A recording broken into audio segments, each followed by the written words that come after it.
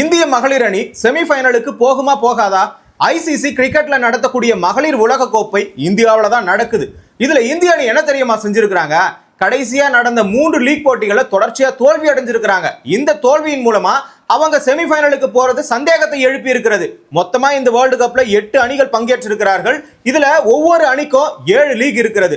அந்த 7 லீக்ல குறைந்தபட்ச ஒரு வெற்றி அடைஞ்சா மட்டும்தான், அதாவது ஃபர்ஸ்ட் 4 பிளேஸ்ல இருக்கிறவங்க மட்டும்தான் செமிஃபைனலுக்கே போக முடியும். அந்த வகையில பார்க்கும் பொழுது லாஸ்ட் 3 இடத்துல யார் இருக்கிறாங்கன்னா ஸ்ரீலங்கா, பங்களாதேஷ், பாகிஸ்தான். அதுலயும் 8வது இடத்துல யார் தெரியுமா இருக்கிறது? நம்மளுடைய பங்காளி நாடான பாகிஸ்தான் தான். இவங்க மொத்தமா 5 போட்டிகள் இதுவரைக்கும் விளையாடி இருக்கிறாங்க. இந்த 5 போட்டிகள்ல ஒரு போட்டியை கூட ஜெயிக்கல. ஆனா 2 புள்ளியை வாங்கி இருக்கிறாங்க. எப்படி தானே கேக்குறீங்க? 2 மேட்ச் மழையினால ரத்தாகி இருக்கிறது. ஆகையினால தலா ஒரு புள்ளி ஒரு மேட்சுக்கு கிடைச்சதுனால இவங்க 2 பாயிண்டோட 8வது இடத்துல இருக்கிறாங்க. இதன் மூலமா 90% இல்ல 100% இந்த வேர்ல்டு கப்ல இருந்து இவங்க வெளியேறுவது உறுதியாகி இருக்கிறது. அதாவது ஆசிய கண்டத்துல இருக்கக்கூடிய நாடுகள் அத்தனையுமே கீழ்வரிசையில தான் இருக்குது. சேனா நாடுகள் என அறிவிக்கப்படக்கூடிய அந்த நாடுகள் எல்லாமே மேலதான் இருக்குது. ஆனா ஆசிய கண்ட்ரியில இருந்து ஒரு நாடு மட்டும் 4வது இடத்துல இருக்குது. அது வேற எந்த நாடும் கிடையாது, இந்திய அணி தான். அதே மாதிரி 6வது இடத்துல 7வது இடத்துல யார் தெரியுமா இருக்கா? ஸ்ரீலங்கா அணியும் பங்களாதேஷ் அணியும். இப்ப ஸ்ரீலங்கா அணி இந்த இடத்துல 6வது பொசிஷன்ல இருக்கிறாங்க. 7வது இடத்துல இருக்கக்கூடிய பங்களாதேஷ் அணி பாகிஸ்தானுடன் மட்டும் ஒரே ஒரு வெற்றியை பெற்று இவங்க 7வது இடத்துல 2 புள்ளிகளுடன் இருக்கிறாங்க. ஆனா மொத்தமா 6 போட்டிகள் விளையாடி இருக்கிறாங்க. அதுல ஒரு போட்டியை மட்டும்தான் இவங்க வென்றிருக்கிறாங்களே. அதே மாதிரி இந்த இடத்துல ஸ்ரீலங்கா அணி 6 போட்டிகள் விளையாடி 2 போட்டிகளை வெற்றியை கண்டு 4 புள்ளிகளுடன் 6வது இடத்துல இருக்கிறாங்க. ஆனா இந்த இடத்துல ரன் ரேட் ரொம்ப டிக்ரீஸ் ஆயிருக்கு. ஆகிய காரணத்தினால இவங்களும் வெளியேறுவது உறுதியாகல. 90% கன்ஃபார்ம் ஆகி இருக்கு. ஏன்னா இந்த 4வது இடத்துல 5வது இடத்துல நிறைய பேர் அடிச்சுக்கிட்டு இருக்கிறாங்க. நிறைய பேர்லாம் இல்ல, 2 பேர் கூடவே ஸ்ரீலங்காவும் ஒரு 10% அவங்க கூட போட்டி போடலாம். ஆனா முக்கியமான வாய்ப்பு அந்த 2 பேருக்கு மட்டும் தான் இருக்கும். நாம முன்னாடியே என்ன சொல்லி இருந்தோம்?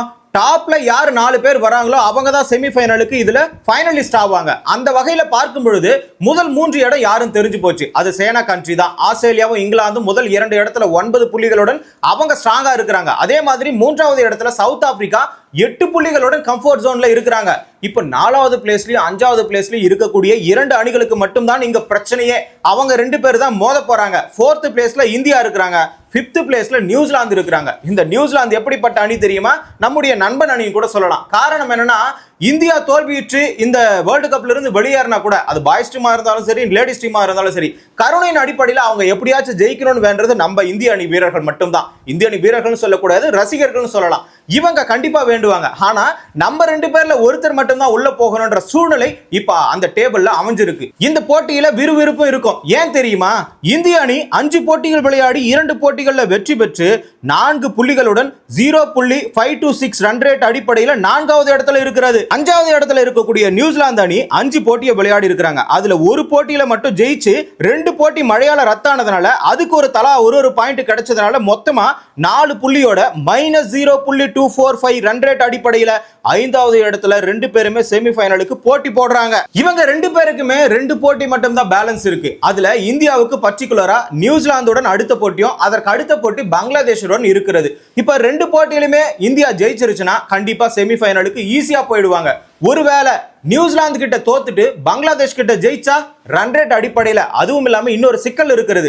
எதிர் தரப்புல நியூசிலாந்துக்கு 2 போட்டி இருக்குதுல, அதுல இங்கிலாந்து கூட கண்டிப்பா அவங்க தோல்வி அடைஞ்சே ஆகணும். ஏன்னா இந்தியா கூட ஒரு போட்டி இருக்கு. அதுல ஜெயிச்சாலும் இங்கிலாந்து கூட தோல்வி அடைந்தால் மட்டும்தான் அவங்கள நம்மளுடைய ரன் ரேட் அடிப்படையில் பார்க்கும்போது கொஞ்சம் பிலோவா இருப்பாங்க. ஏன்னா நம்ம பிளஸ்ல இருக்கோம், அவங்க மைனஸ்ல இருக்கிறாங்க. அப்படி இருக்கும்போது நமக்கு செமிஃபைனல் ஈஸியா கிடைச்சிடும். அதே மாதிரி இன்னொரு ஆப்ஷன் தெரியுமா? இங்கிலாந்து கிட்ட நியூசிலாந்து தோல்வி அடைஞ்சாலும் நாம நியூசிலாந்து கிட்ட ஜெயிச்சுட்டு பிறகு பங்களாதேஷ் கிட்ட தோத்துட்டாலும் ரன் ரேட் அடிப்படையில் நாம உள்ள போயிடுவோம். ஆனா இதுல மிகப்பெரிய ஒரு சிக்கல் என்ன தெரியுமா? இந்த ரன் ரேட்னு சொல்றோம்ல, நாம ஒரு சாதாரண முறையில தோல்வி அடையணும், சாதாரண முறையில ஜெயிக்கணும். நியூசிலாந்து அதே நிலைமையில தான் ஜெயிக்கணும், அதே நிலைமையில தான் தோக்கணும். அப்படி இருக்கும்பொழுதுதான் ரன் ரேட்ல எந்த ஒரு மாறுதலும் இல்லாம நாம நேரா ஸ்ட்ரைட்டா செமிஃபைனலுக்கு உள்ள போயிடலாம். ஒருவேளை பகிரங்கமா படுதோல்வி அடைந்தால் நாமளும் சரி, அவங்க மிகப்பெரிய ஒரு வெற்றி அடைந்தால், அதாவது 200 வித்தியாசம் அந்த மாதிரி ரன்கள் வித்தியாசத்துல அவங்க ஜெயிச்சிட்டாங்கன்னா கண்டிப்பா ரன் ரேட் அவங்களுக்கும் கூடுதலா கிடைக்கும். பாயிண்ட்ஸும் சேம் பாயிண்ட்ஸா இருந்தா அந்த நேரத்துல ரன் ரேட் அடிப்படையில் நியூசிலாந்து ஈஸியா உள்ள போயிடுவாங்க. ஒருவேளை இந்திய அணி கடைசியா ஆடுகிற 2 போட்டிகளையும் தோத்துட்டா செமிஃபைனலை விட்டு வெளியே போயிட்டு வீட்டுக்கு ஜாலியா உட்கார்ந்து மேட்ச் பார்க்க வேண்டியதான். இதுதான் நிலைமை. ஆனா இவங்க கடைசியா ஆடின 2 போட்டி சவுத் ஆப்பிரிக்காவுடன் ஈஸியா ஜெயிச்சிருக்கணும். ஆனா ஒற்றை நபர் அங்கிருந்து மிரட்டி பேட்டிங்ல தரமா முடிச்சிட்டு போயிட்டாங்க. இலக்கை எட்ட வேண்டிய இலக்கை எட்டிட்டு போயிட்டாங்க. அதே மாதிரி இங்கிலாந்து கிட்ட 4 ரன் வித்தியாசத்துல தான் தோத்து இருக்காங்க.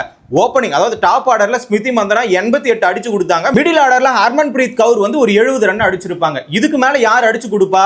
இந்த இடத்துல 7 விக்கெட் பேலன்ஸ் இருக்குது. 60 பாலுக்கு 64 தான் அடிக்கணும். அந்த மாதிரி இருக்கக்கூடிய நிலைமையிலிருந்து மொத்த விக்கெட்டையும் இழந்து ஒரு பக்கம் 4 ரன் வித்தியாசத்துல தோல்வி அடைஞ்சிருக்காங்க. இன்னொரு பக்கம் 30 பாலுக்கு 36 6 ரன் தான் எக்ஸ்ட்ரா இருக்கு.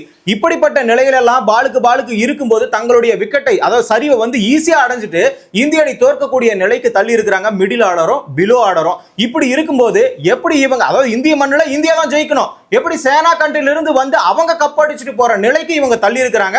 அந்த வகையில தான் இவங்களுடைய பாயிண்ட்ஸ் டேபிளும் இருந்திருக்கு. காரணம் என்னன்னா 5 போட்டிகள் விளையாடி 3 போட்டிகள் தோல்வி அடைஞ்சிருக்காங்க. இது இந்திய மண், இந்தியா தான் அதிகமா ஜெயிச்சிருக்கணும். ஆனா இந்தியா தான் அதிகமா தோத்து இருக்கு. அந்த வகையில பார்க்கும்போது ஆஸ்திரேலியா அசால்ட்டா கப் அடிச்சுட்டு போயிடும் போல. ஏன்னா இருக்கக்கூடிய 2 போட்டிகள் வலுவான அணிகள் கூட தான் இருக்கிறது. ஒன்னு நியூசிலாந்து, அவங்களும் ஜெயிச்சாகன்ற ஒரு கட்டாய நிலையில இருக்கிறாங்க. இன்னொன்னு பங்களாதேஷ், நம்மள தோக்கடிச்சு வெளியே அனுப்பணும் அவங்களும் ஆக்ரோஷமா இருப்பாங்க.